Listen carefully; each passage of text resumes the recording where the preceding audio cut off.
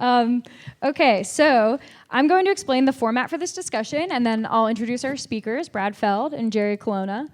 I guess our heads are blocking these descriptions a little bit, so we will explain these to you.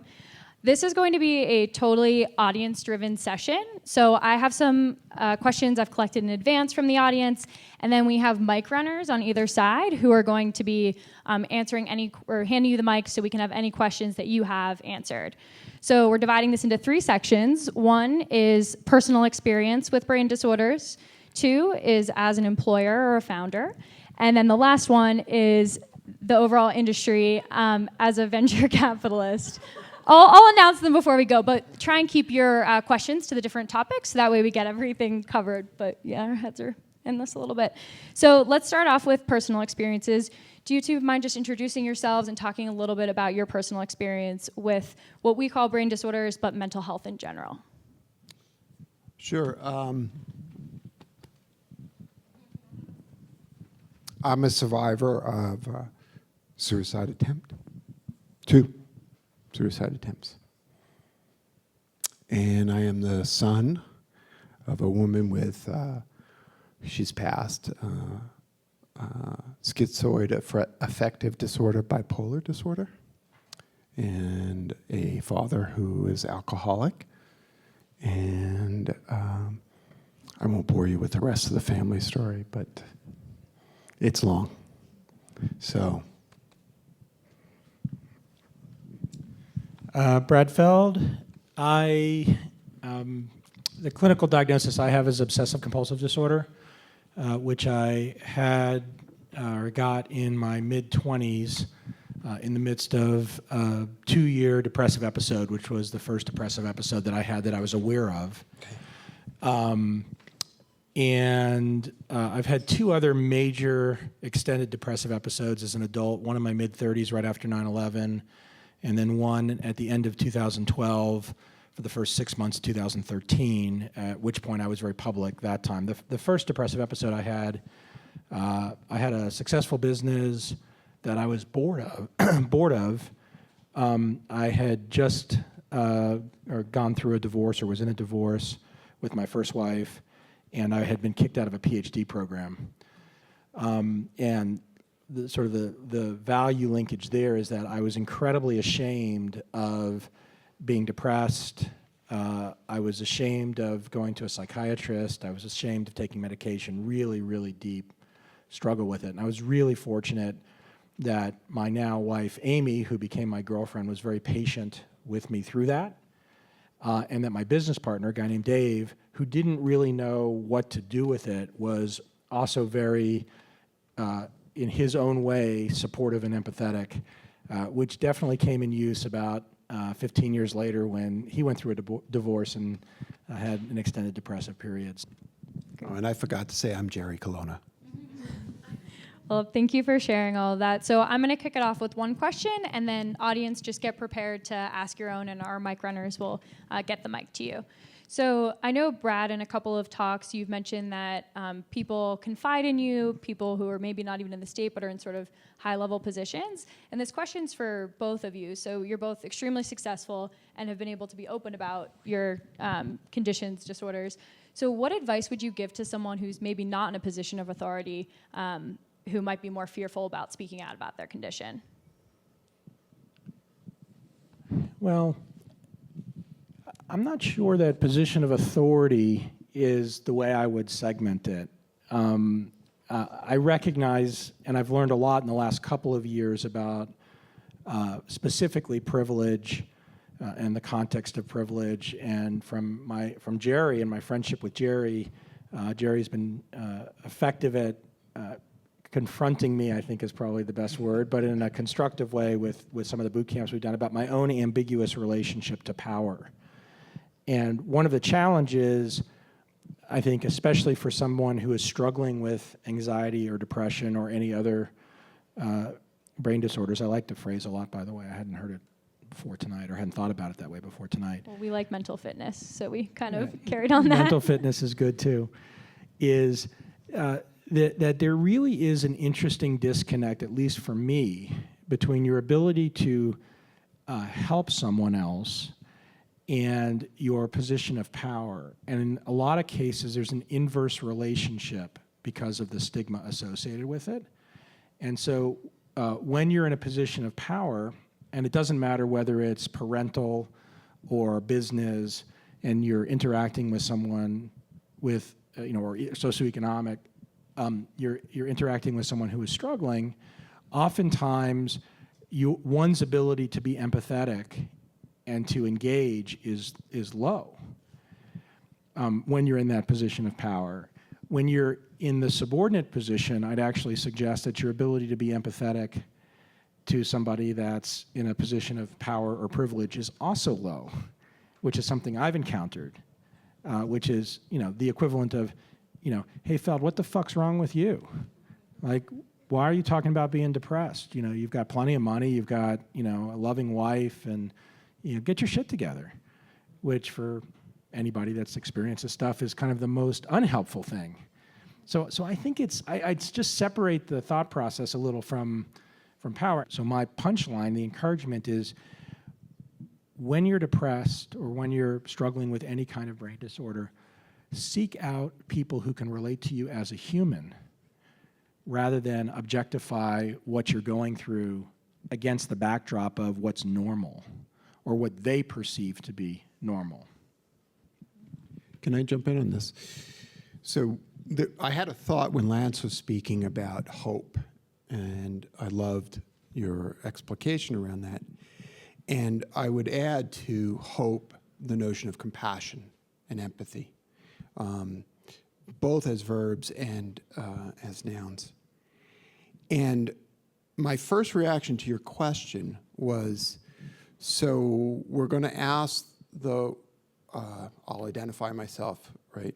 We're going to ask the cisgendered white male, economically safe fellow to, because I identify as male, to suggest something to someone else who might not identify as any of those things. And what I loved about Brad's response was it was a response built around empathy.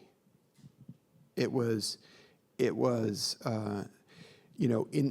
this moment that Brad references, where at one of our boot camps we played with the notion of power, and it was within the context of having received an email.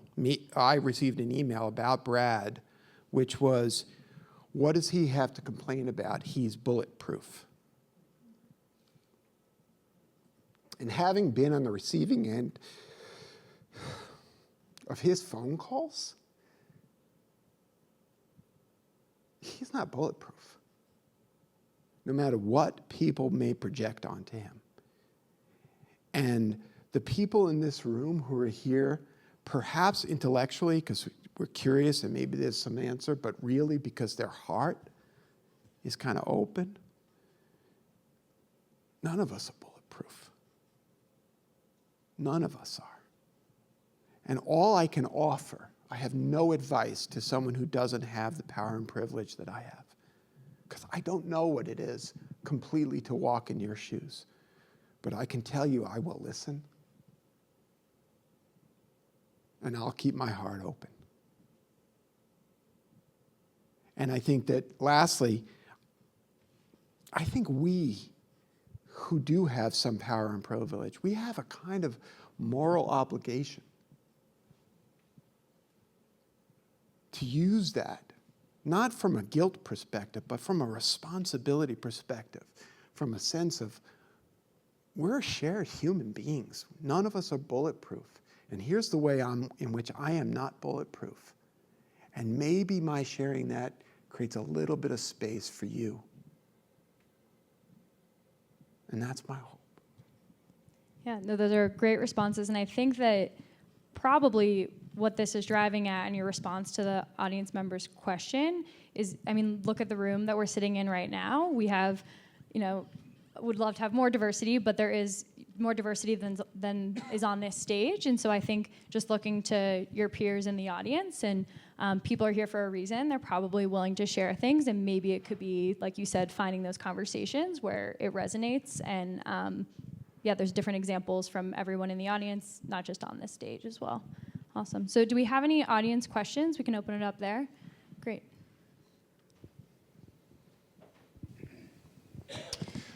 Hi, my name is James. I was clinically depressed for 6 years, the majority of my adult life, from 18 until actually probably about 7 years. So since last year, I'm 26 now.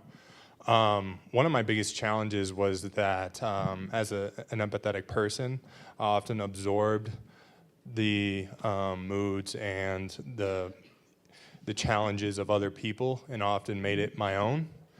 And it was at a time when my parents went through a divorce, my dad went through a bankruptcy, and my mom was a very emotional person, and I was the oldest child. And I had younger siblings who I needed to take care of because she was away working, so I would take them to school. And that was really challenging for me. And now I founded my first company about 2 weeks ago. But I'm still kind of dealing with the challenge of absorbing other people's own challenges and moods and not having it be a reflection of myself. Do you have any advice or is there anything that you do that helps you overcome those things? Two things from my perspective, and then I know Jerry can identify this because of the work that he does on a daily basis. One of the challenges for me is not anymore so much absorbing other people's emotions continuously, although there are periods of time where my own internal anxiety is inappropriate. I actually refer to them as inappropriate anxiety spikes. So I have something going on, like whatever my normal cadence is, and I'm sort of manage whatever, and then something happens and I get this giant spike. It's not a little spike, it's a giant spike. And it's usually because something's happening that someone else is responsible for or is going to impact someone else, and I'm absorbing it. And oftentimes it's accumulation of a lot of stressors. And also for me, it's often accumulation of I like to say my physiology is fucked up. Like I'm off kilter in some way. I've known this instinctively for a long time, but it hasn't been until relatively recently that I've been able to do, and again, I'm 51, so relatively recently that I've been able to do anything proactively about it.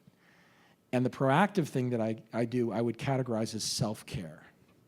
It's not that I try to deny the absorption of this other emotion. It's not just anxiety, by the way, but it usually culminates in this anxiety. It's not that I try to suppress it. It's not that I try to resist it. It's that I make sure that when I see the spike, or I even see the accumulation of it, that I take care of myself. And there's lots of different tactical things that means. An example for me was I was that guy who woke up at 5 a.m. no matter what, in every time zone. I had this weird macho feedback loop about not needing a lot of sleep and self-aggrandizement around this notion of how hard I was able to sort of power through my fatigue. And every year around October or November, I would crash. And it was just a cycle, and I kind of rationalized it. And when I said the conscious 3 depressive episodes, I think I was probably depressed every year in the November-December time frame my entire adult life. But I didn't acknowledge it. I didn't see it as that. I saw it as a natural part of my own cycle. What I have now is enough awareness when that's coming that I shut down a bunch of the things that are negative self-care. Right, the alarm clock is a good sort of long arc example. I got rid of alarm clocks. I don't wake up with an alarm. I haven't since I was depressed. You say, well, how can you do that? How can you possibly live your life if you don't wake up with an alarm clock? And the answer is you just change your point of view, and you change the way you start your day. Or I tell Amy, look, tomorrow I got to be at the office by 10. And if I'm not up by 9:30, wake me up. So it's figuring out these things that allow me to create space for myself and give myself self-care without feeling any guilt, without feeling like I'm letting other people down, but knowing I need to do it for myself. And the last part of this is when people go through Techstars, I give a talk often about how to survive the 90 days of Techstars in a healthy way. And I say, every day, I don't care if you have a family or not, or you're alone, you're single. every day create an hour for yourself for just you. If you like ice cream, and I love to tell this to the people in New York, I say, how many different ice cream places are within walking distance of the Techstars office in New York? 100. I say, go sample them all, one a day. Say, if you like TV and you like, gripping TV, watch Battlestar Galactica, not the one from the 70s, the one from 2004. After 90 days, you'll have watched the most epic TV show ever in the history of TV shows. Right? If you like yoga, do yoga, but don't do the same yoga every day. Go to a different yoga place and try different things. But give yourself an hour. And then if you have a family, give your family an hour of you. Because the mistake so many people make is that they give that hour for themselves, they give to their family, their friends, somebody else, and they don't let that self-care roll into that. So if you've listened to my podcast, you'll hear me use this term. So your empathy is a superpower. Okay? And what Marvel has done a fantastic job doing is teaching us that every superhero's superpower has a dark side and a light side. And what the X-Men, more than anyone else, have learned is that when the superpowers are misunderstood, we are denigrated. Your capacity to feel the room was a childhood survival strategy. It may even be genetically structured within you. I don't know enough about neuroscience. But from the little you shared about your parents, and by the way, entrepreneurs are often early parentified. They are early promoted. It's just a phenomena that happens. That helps shape you. And the question that you hold is, you have this superpower, what shall you do with it? Not what should you do, obligatory. What shall you do with it? What's your opportunity? There's a useful visual aid that I use, which is put crazy in your life on the other side of the fence. Right? And we all got them. We all got them. They're on the other side of the fence. And the fence has a gate. And it's open. And you can see, and you can love, and you can care for, and you can acknowledge them on that side of the fence. And it has a gate, and you're the only one with the key. And it only opens such that you can let them in when you need to let them in. And using self-care, using a self-awareness and operating instructions, what I need is, like when I leave here, I'm an introvert. It will be hard for me to engage. And so I'm going to go out to dinner with my friend Jesse. And we're going to laugh, and we're going to talk, and we're going to, right? And that's going to be connecting. Does this have resonance for you? Yeah, absolutely. Right? When the superpower is not well integrated into our bodies, into our experience, it can lead us down a path of existential depression because we feel so much. You're not broken. Okay? It's just where you are in this moment in your relationship with that superpower. Thank you. We can take another question too. Thank you. He will turn it on. Oh, cool. My question's on the viewer's right. So the future of brain health as an industry, and I'm wondering if just for a few minutes we could get like business tactical a little, even though like many people in the room, I've been there already, like this is done, I'm out kind of experiences. But what I'm worried about is, and what I think about every day now, is viral versus sticky growth strategies.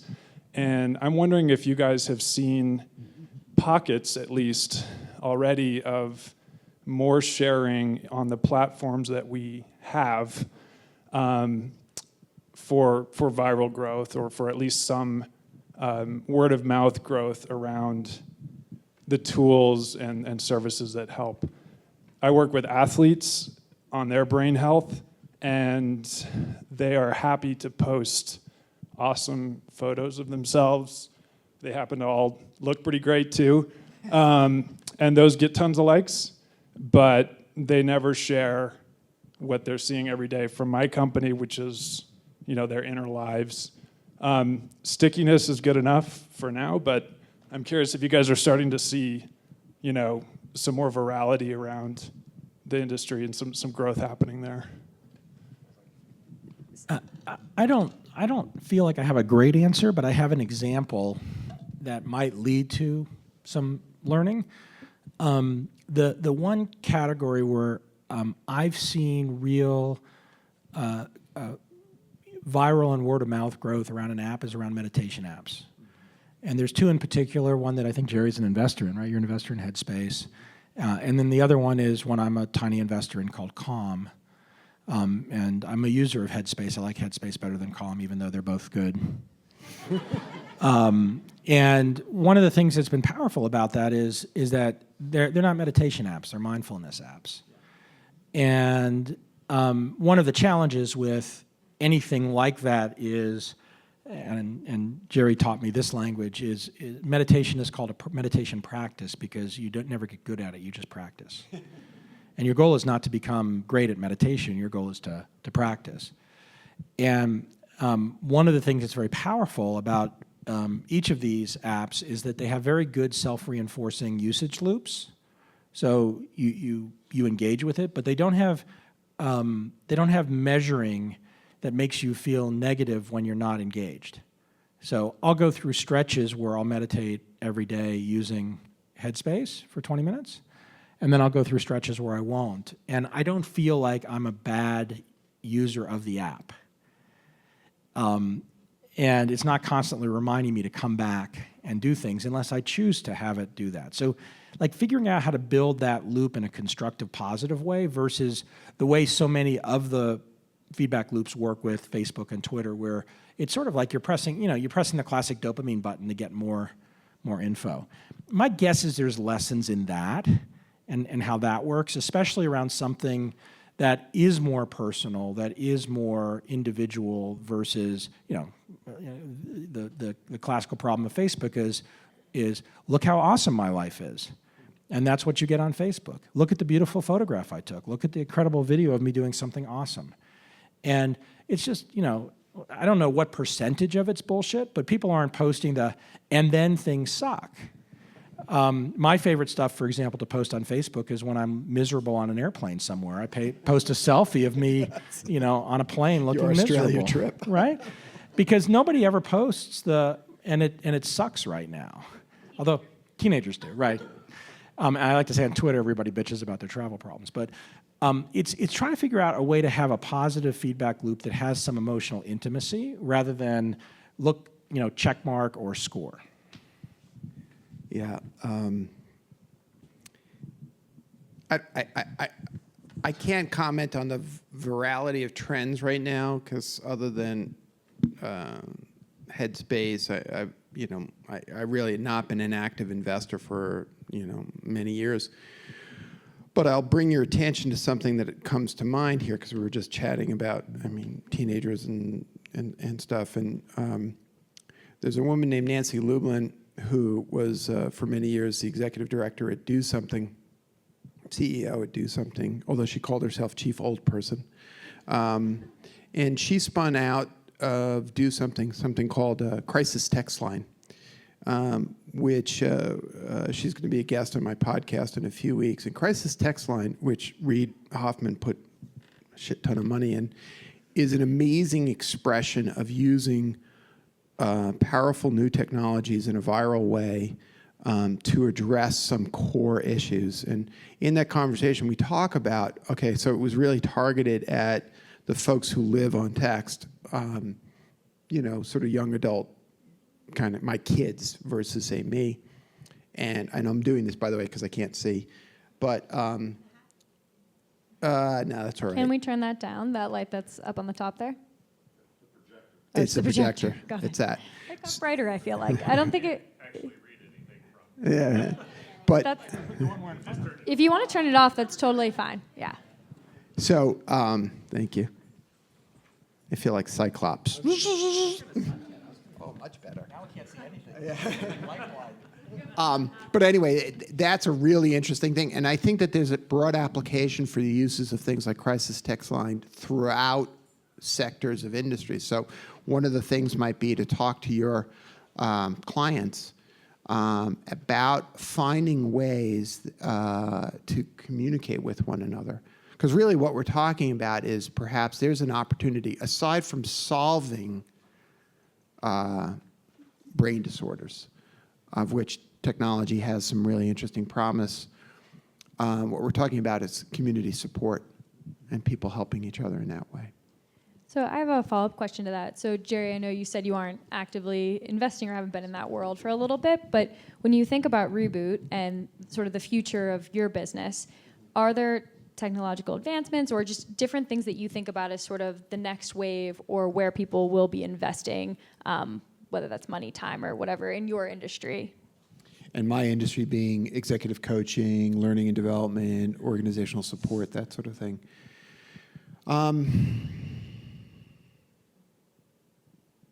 It's a complex question. There's a lot of folks come to Reboot, come to me with ideas for, hey, here's an automated coach system, or how do you find answers to questions, and or mood tracking, as we talked about.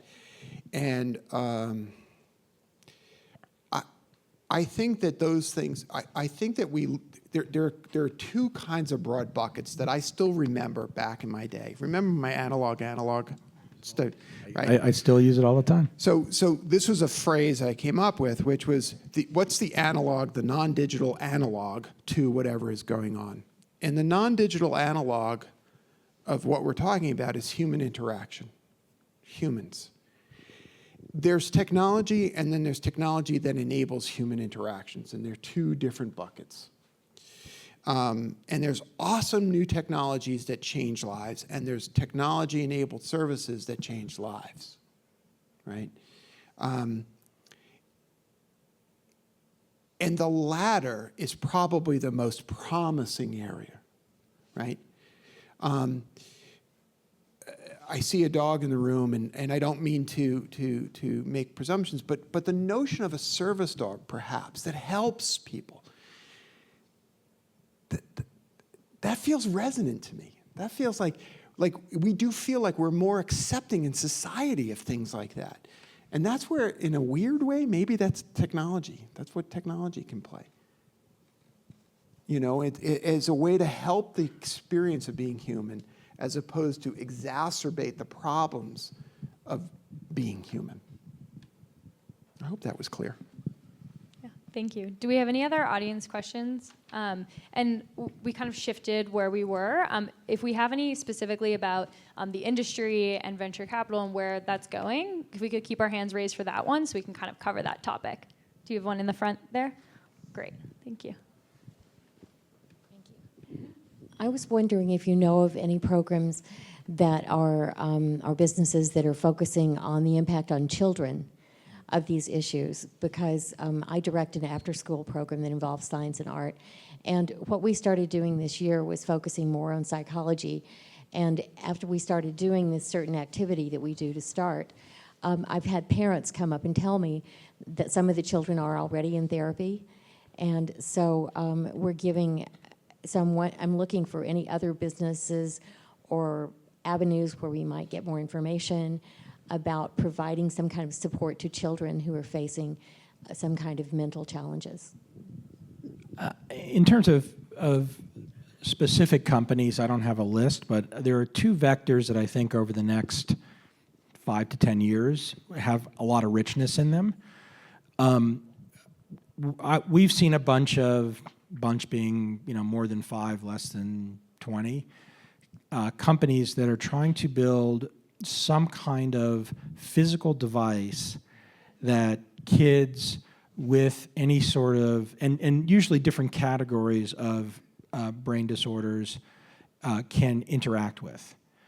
And it's not a robot and it's not a toy, right? But it's something that has a structured dynamic when the child is still at a developmental level where the brain is still developing, 2, 3, 4, 5 years old, where it has different kind of impact. And I'd say that there's clearly plenty of science going on around that. I think there's some entrepreneurs who maybe are not focused on the science, but are playing around with some of the sort of surface level things that come out of the science.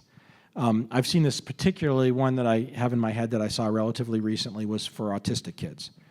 And it was a different way of getting them to engage with the physical world in a non-threatening way. So I'd say that there's a bunch of that's physical devices. And then the other, which we see, I don't like the label because I think the label is too confining. But if you think about STEM education, and you think about STEM education against things like learning how to program, which really at a childhood level is more about learning how to make logical inference, right? Start with this and put some things together that result in a thing that does this. And they could be software, but they could also be physical products like what Sphero has with their Spark product. We're investors in a company called Little Bits that has a similar kind of dynamic. I think there's a layer on top of that, right? The actual product itself is interesting as a starting point. There's a layer on top of that where I've seen it in classrooms where teachers are designing things for their students in the elementary school level that encourage the students to collaborate in ways that they wouldn't without that sort of technology. So again, not specific companies, but it feels like that vector. I'm going to link it back to something Jerry said and use the dog as the example. I don't think we're close to a world where the human interaction dynamic is suddenly replaced. I think we're in a place where the human interaction dynamic is enhanced. And I think it's enhanced on two dimensions. One dimension is just the understanding of what works from a scientific perspective.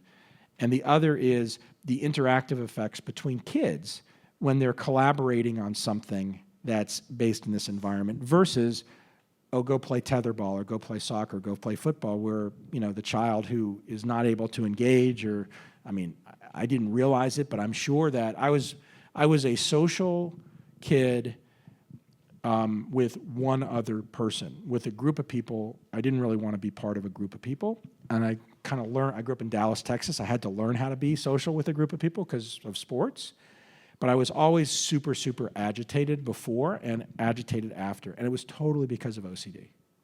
I didn't want to be touched. I didn't want to be in physical contact with a bunch. I could one-on-one relate. And so I think it sort of changes some of those models so that it's not the same, go outside and play, but work on this other thing. I don't think we shift dramatically in the next 5 or 10 years. I think we get a lot of enhancement, and I think we should look for that. I don't know if that's a good answer or a bad answer, but that's what I think. And the only thing I would add is I got super excited. Like my heart started racing when you spoke. So thank you for that. I'm a parent. My children are adults. My children are adults. My children are adults. I have to remember that. You've done your work, Jerry. No, they're not. Yes, they are. Now it's up to them to fuck up all on their own. Be kind to your mother. But the whole notion of helping to grow healthier humans, that gets me really, really excited. Teaching our little humans how to speak about their feelings, yeah, right, like awesome. Teaching folks who are different places on the brain experience, whether they are quote unquote autistic or whatever label structurally that helping them find a way to be in that experience in a different way is really exciting to me. There's this wonderful book series called Percy Jackson and the Olympians. Has anybody read this book? Do you know the story behind this book? So Rick Riordan wrote the book. This is where I stole the superpower idea. Rick Riordan, you know this, right? He wrote the book for his son, if I remember, who's on a spectrum. And those on the spectrum are demigods. Isn't that awesome? They're special. What a beautiful, beautiful message. What a beautiful message. I mean, to me, that feels like an expression. That's not tech. It's not a company. But it's the notion of, like, let's start at stigma when they're like munchkins. It's great to end bullying. What if we experienced a classroom that dropped language around traditional male-female identity? You must be in this bucket. Normal, not normal. Like, what the fuck? The fuck? They're just humans. So what do you think, I'm curious, so, as an adult in the world, there's all these programs that could be designed for classrooms and things like that, but what can we be doing to set an example or just things in our everyday lives? It feels like there's great things like the conversation we're having now, right? But is there more, or are there communities that you've seen that are setting this example, like what you're talking about, really well that we can replicate? Just wondering kind of what are the action items and to-dos we can do coming out of this? So I'm a huge believer in the notion of what I label cultural norms. And I'll use this in the context of a company. One of the great things for me about entrepreneurship is that you as entrepreneurs are creating your own company, and you get to define the cultural norms. That's different than defining the culture. And I've always hated the labeling things like that, saying, well, we have a culture here, and we only hire people that fit the culture. And I actually encourage CEOs that I work with and entrepreneurs I work with to hire people that fit the not culture, right? Get people on your team that are not like everybody else on the team, especially early on. You're defining your cultural norms, which is essentially your value system, your articulation of your value system. But you want diversity across that very, very quickly in the company, and you want this inclusiveness. And for those of you that know the Boulder thesis and have heard me talk about startup communities, this notion of being inclusive, and you can pick your adjective, right? Radically or adverb, radically inclusive, as well as just sort of inclusive across all dimensions. Like, you have to have this very open mind to what everybody's bringing to something, having that be different against the backdrop of the cultural norms you're trying to create. So in terms of something tactical, we're living now in a country, right? And I won't go down a political rat hole, I promise. I'll try not to go down a political rat hole. But we're in a country right now where the cultural norms that exist are very segmented, right? It's not uniform cultural norms across our country. And if you want to have an experience of this, you can do this in 2 hours, and you'll have the most amazing explanation of this in 2 hours. Go sit down, get whatever your favorite alcoholic beverage or now legal substances, and watch in 15-minute increments, 15 minutes, and 15 minutes, and 15 minutes, and 15 minutes, at the end of a day, CNN and Fox News. And alternate for 2 hours, 15 minutes CNN, 15 minutes Fox News, 15 minutes CNN, 15 minutes Fox News. And especially, again, something that's just happened that's created another kerfluffle. And what you realize is we have completely different cultural norms. And you can make a judgment as to whether one's better or worse. That's not what this thought process is about. But in the context of what you can do is be emotionally and intellectually inclusive of people with different cultural norms against the backdrop of this challenge. Because one of the problems is, on the stigma end of the spectrum, it's, oh, I feel the stigma, I can't share. The bad guys are going to get you, Brad. My dad's saying that to me.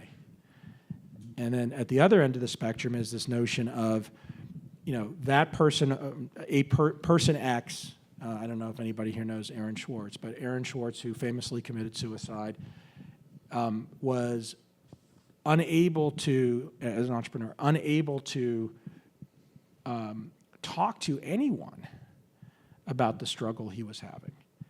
And so this notion of tactically being open on that spectrum, whatever it is, and trying to engage with, again, this notion of inclusiveness across all of it, I think is what we can tactically do.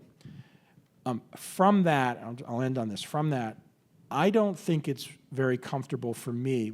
I've had several people say this about different issues. Like I say, diversity would be an example. Mental health would be an example. Hey, Brad, you should do blah. And I always have an immediate tightening to that. And I'll go back to where Jerry started, right? Diversity is an easy one. Let's take it out of the mental health range. I happen to be a 51-year-old Jewish guy. Like I'm 99% Ashkenazic Jew and 1% Asian. So I get to claim Genghis Khan as one of my great ancestors, having done 23andMe.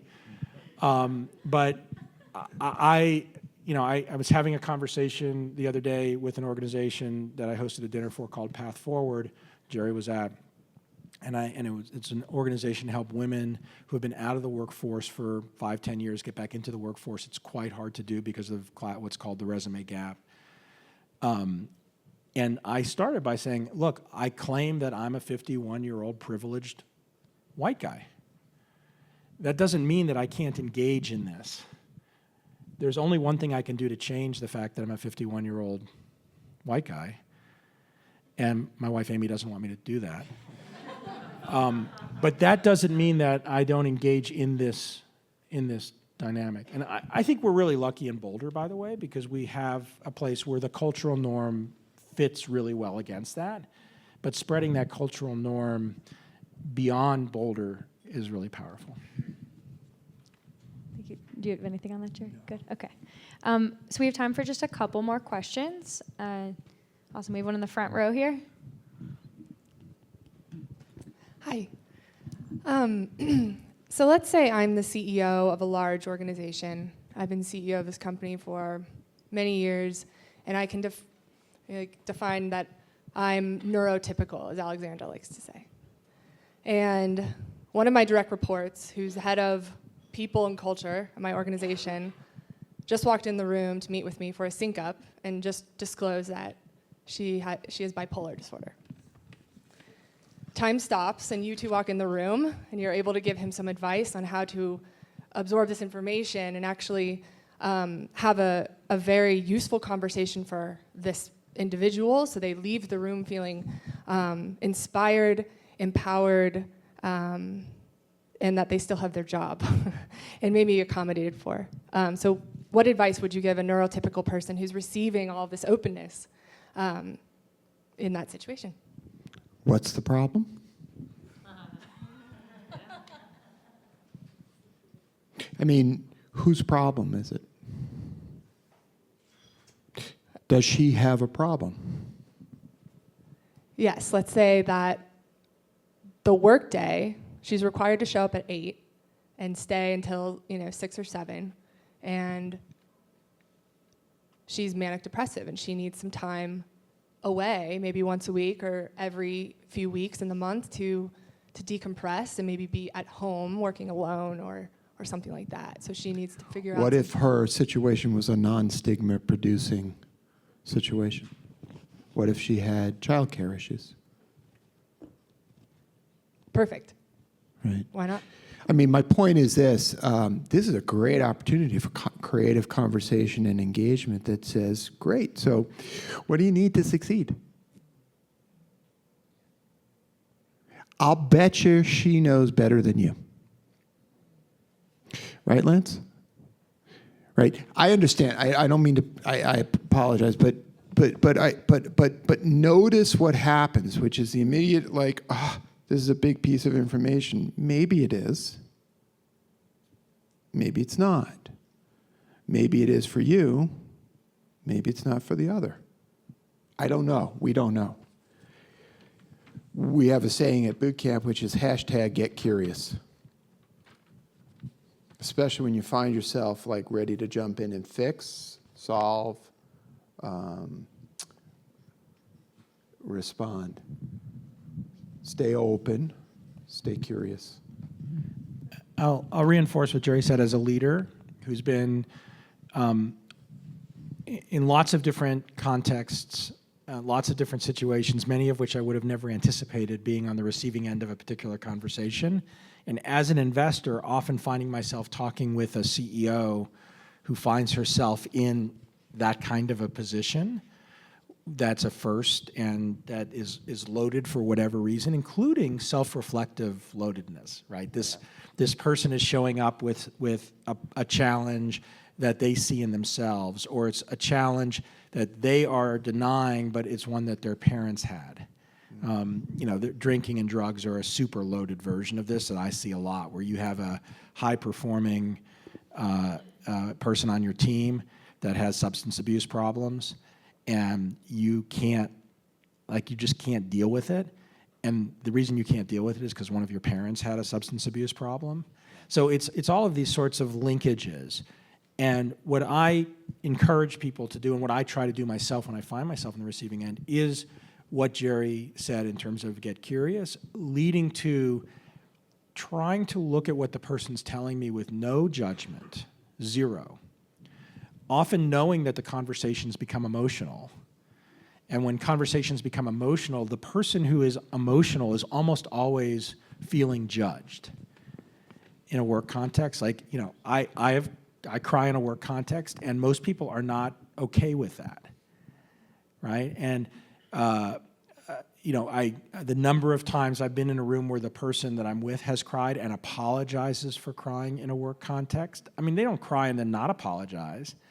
The male reaction oftentimes is to yell and scream and throw shit at you. It's the same reaction, right? So it's to try to be present and without judgment, try to find out what the person wants and what they need, and quickly give them, as long as it's reasonable in the context of, what the work is, both what they need and then reinforcement that it's okay.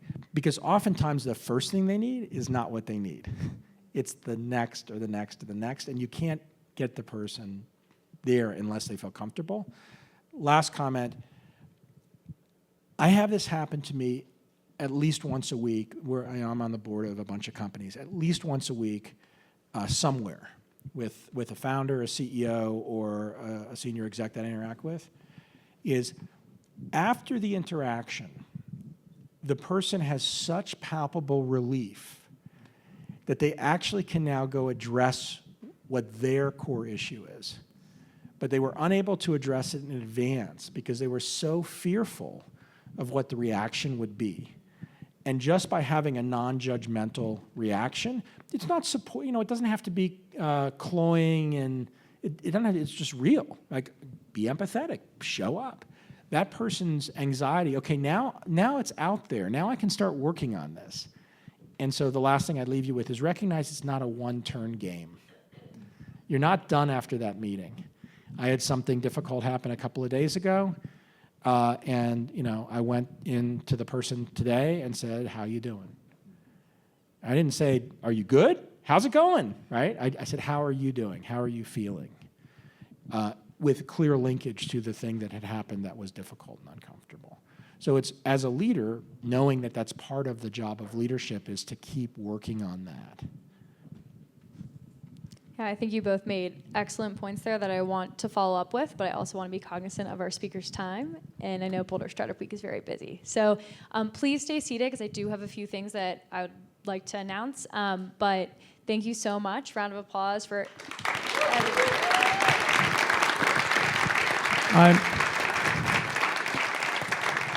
I'm gonna rush out because I'm now 20 minutes late to the board dinner that I had tonight.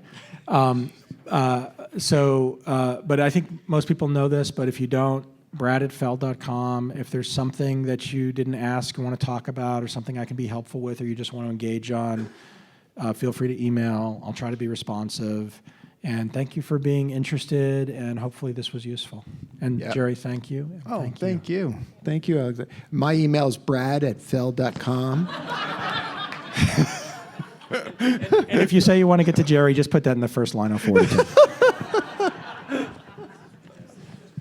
It actually works. I think that's how we got connected. So, but I'll let you two. I know you have things to do as well. So feel free to hop off. But please, everyone, stay seated for a little bit so I can announce a few things. Thank you, everyone. Thank you.